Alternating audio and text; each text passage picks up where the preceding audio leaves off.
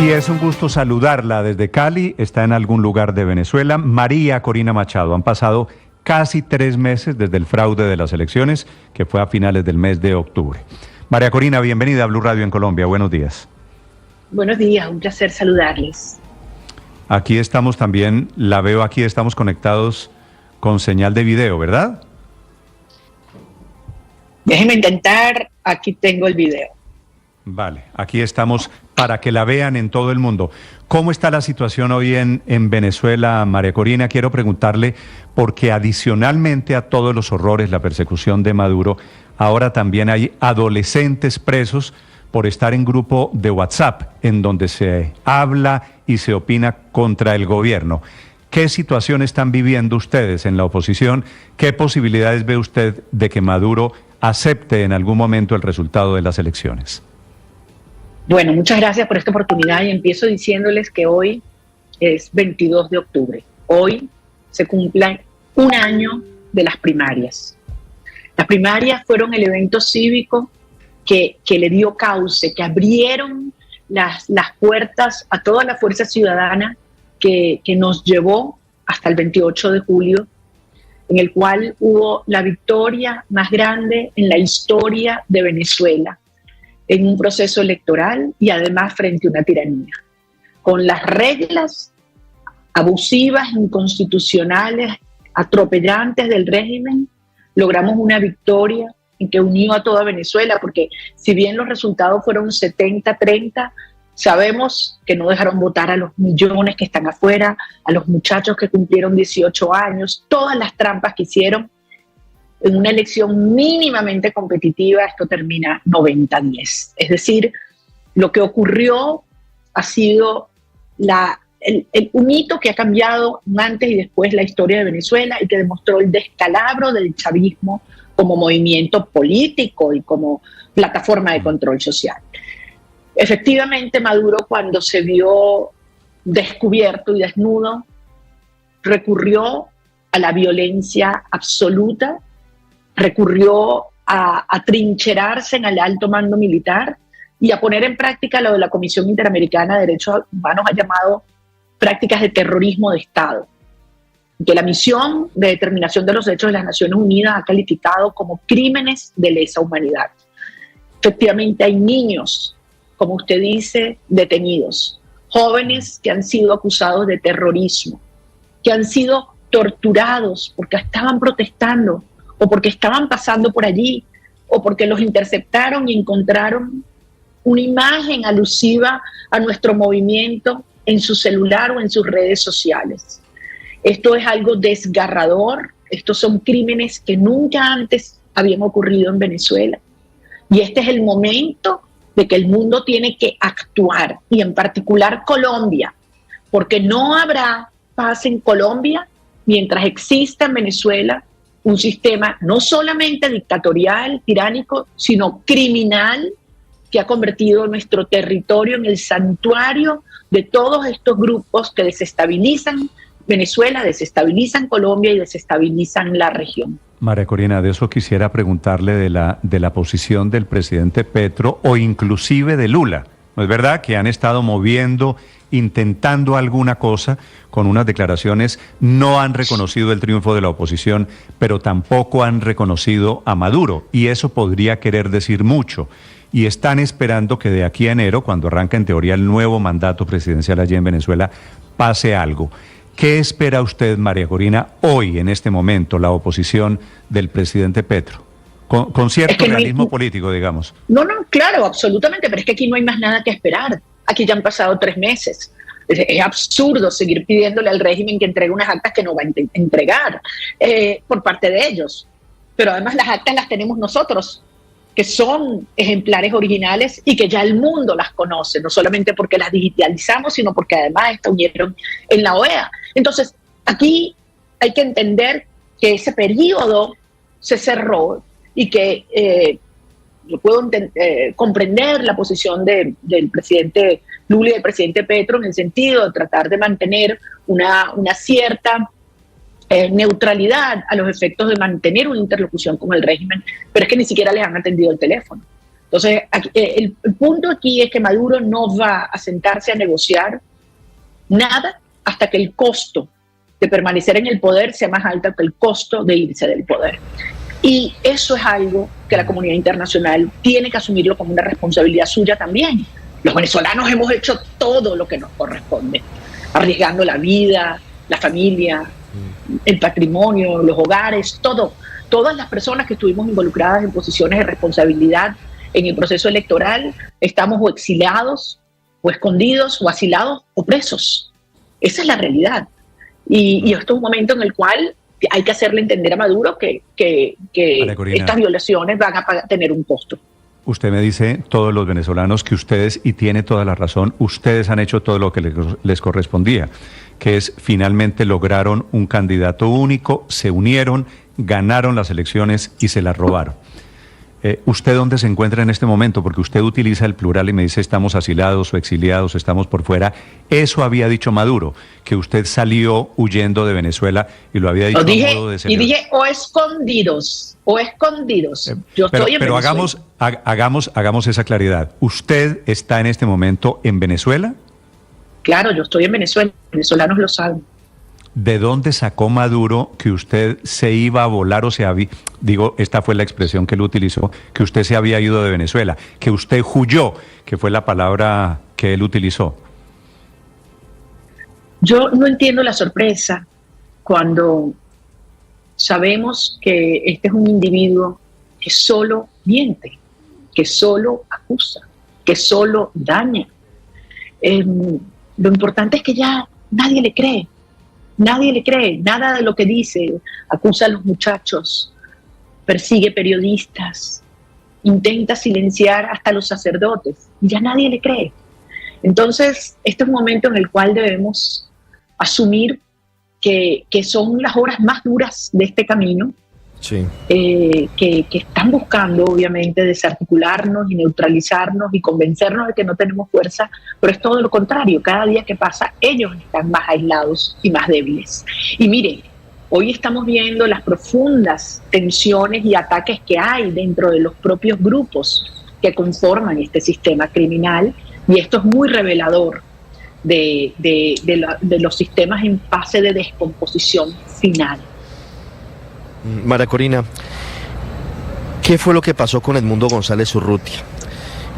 Al final él es elegido por los venezolanos en las urnas y estaba el compromiso inicial de permanecer en Venezuela.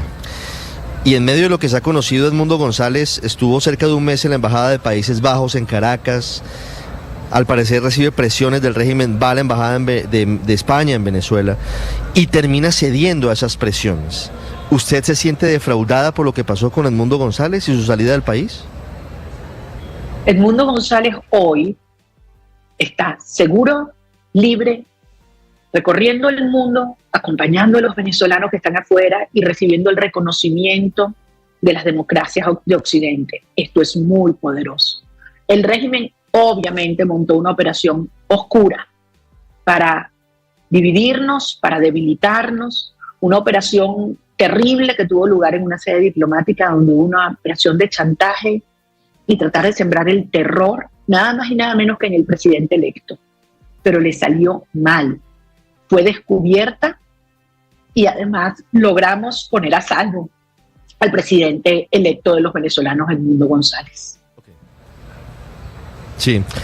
En esa situación, María Corina, Edmundo González firma un documento que algunos han interpretado como el reconocimiento incluso de las decisiones del Tribunal Supremo de Justicia chavista, madurista, sobre los resultados de las elecciones. ¿Ese documento tiene validez en su opinión? ¿Ese documento bajo qué condiciones lo firmó Edmundo González? Ricardo, María Corina, como si Edmundo González hubiera aceptado el resultado de las elecciones de julio. ¿Eso tiene algún efecto práctico de cara al próximo 10 de enero? Absolutamente no. Y yo les digo, miren, por Dios, con todo respeto, ese fue un episodio que, como decimos aquí, al régimen le salió el tiro por la culata. Trataron de desmoralizar a los venezolanos, tratar de confundir, y pasó todo lo contrario. Ellos mismos pusieron en evidencia las pruebas de su extorsión, de su chantaje, y esto ha tenido además un repudio mundial. Entonces, miren, yo creo que este es un punto que lejos de debilitarnos ha fortalecido, ha puesto en evidencia el carácter criminal de esta tiranía, una operación, insisto, que tiene además actores internacionales como el señor Zapatero involucrado, y ha puesto además en cuestionamiento las prácticas, incluso, como dije, utilizando sedes diplomáticas. Así que yo siento que esto fue un episodio ya superado, que la gente está clarísima, y por el contrario, aquí hay que concentrarse en lo que planteaban ustedes al inicio, los crímenes que sigue cometiendo el régimen y la necesidad de una respuesta de la comunidad internacional, una respuesta que, como decía el propio secretario Blinken, hay que pasar de las declaraciones conjuntas a las acciones conjuntas. Y eso es lo que yo quisiera ver, incluyendo el gobierno de Colombia en estas horas, porque al final, y yo lo he repetido muchas veces, no hay manera de que exista paz en Colombia mientras Venezuela es objeto de un sistema criminal que además está buscando la desestabilización del propio el gobierno colombiano, de la propia sociedad colombiana. No, claro, los efectos para Colombia son inmensos. María Corina, usted ve, han pasado 3 meses, hoy 1 año, desde que usted ganó las elecciones primarias, usted lo recordaba al comienzo, lo cual hace esta entrevista pues una afortunada coincidencia. Y han pasado 3 meses desde el robo de las elecciones de Maduro en julio. ¿Usted ve a este Nicolás Maduro que está hoy cayéndose? ¿Hay alguna posibilidad de que esté pasando algo y que Maduro esté a punto de aceptar o de salir del poder, o que alguien lo saque del poder? El régimen está en su punto de mayor debilidad en estos 25 años, no lo duden. Cuando uno piensa todo lo que ha pasado en 1 año, cómo estábamos nosotros el 22 de octubre del año pasado y todo lo que logramos. Miren, nos dijeron que era imposible despertar al país y lo hicimos. Nos dijeron que era imposible hacer primarias ciudadanas que no estuvieran controladas por el CNE y lo hicimos. Nos dijeron que era imposible lograr una candidatura unitaria y lo hicimos. Nos dijeron que era imposible llegar a un proceso electoral, que ese día no iba a ocurrir nunca y lo hicimos.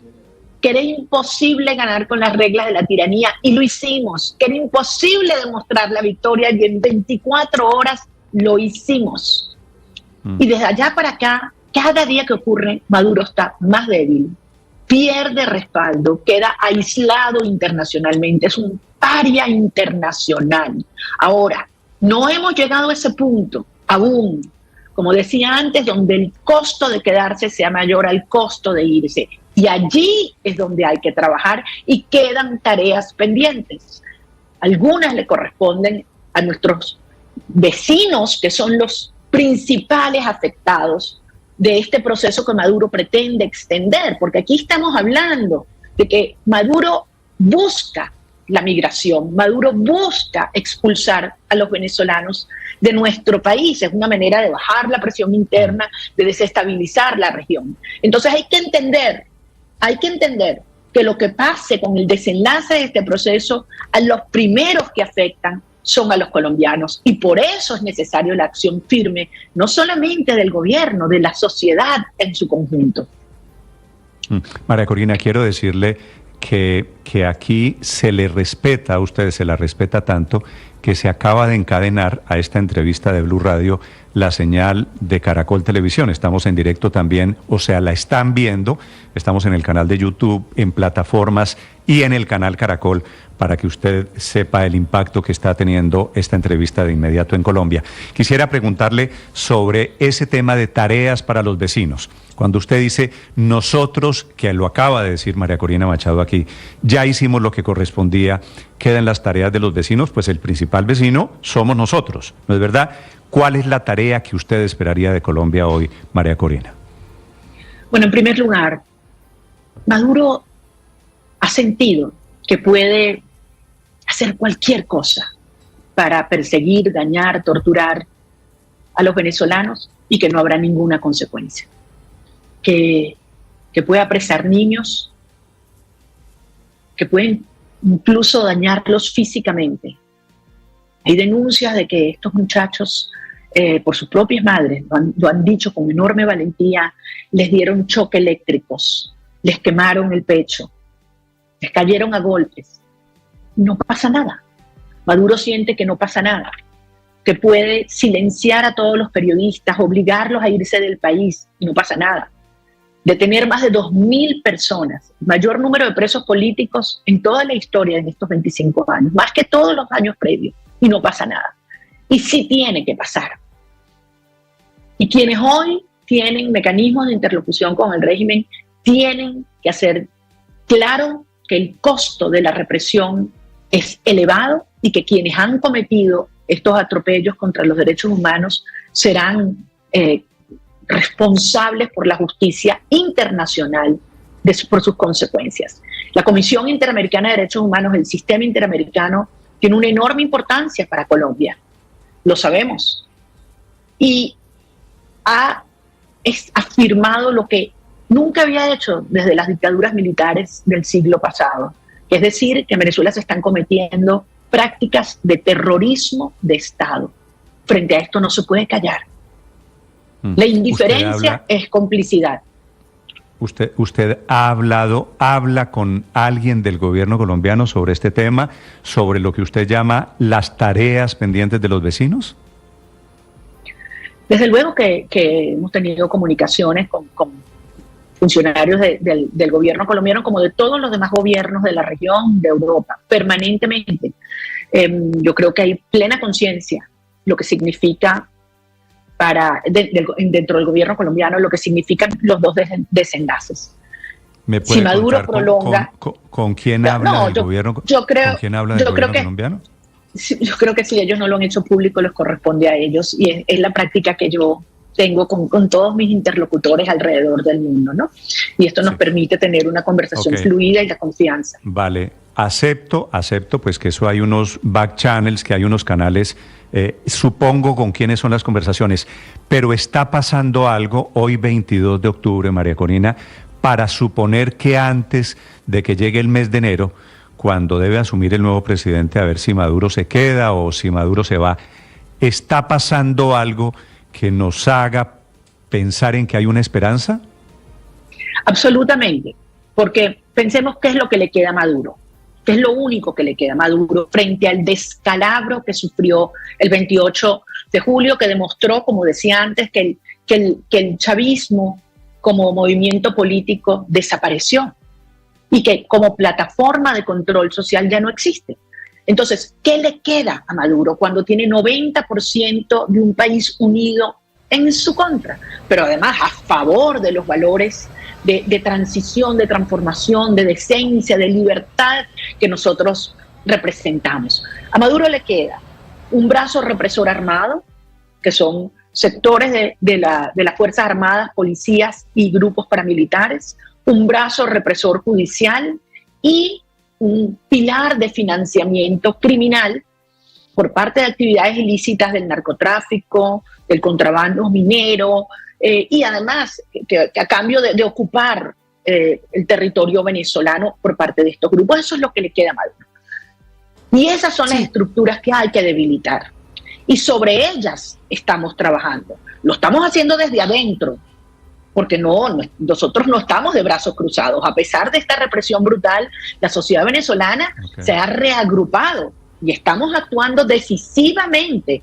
Y el punto no es, y permítame insistir en esto, porque me han preguntado, o sea, ¿qué piensas hacer tú si el 10 de enero Maduro se aferra al poder? Ese no es el planteamiento. El planteamiento es qué estás haciendo tú para que el 10 de enero se juramente como presidente constitucional Edmundo González Urrutia, que es el presidente electo.